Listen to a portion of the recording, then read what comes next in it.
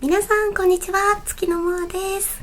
はい、月野もあの個人カメラは、私が持っています ASMR 用の、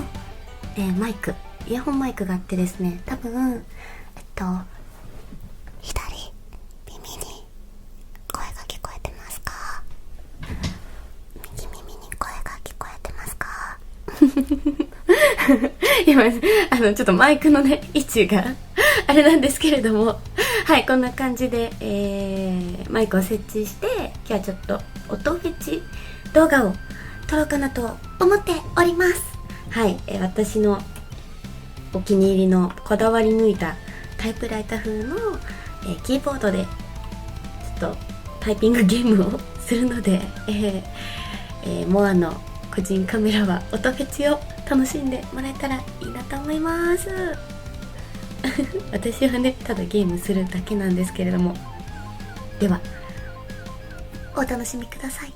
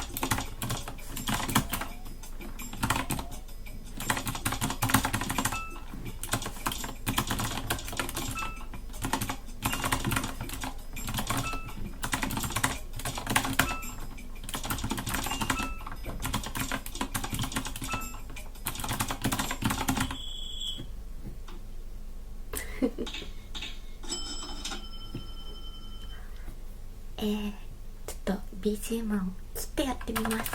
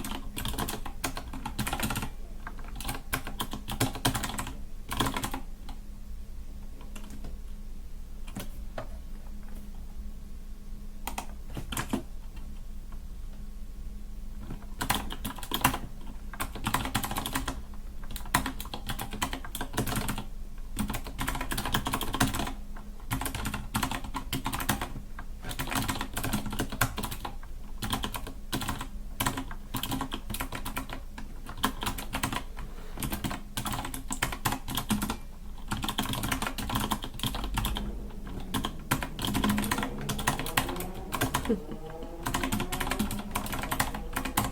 ちゃバイクの音が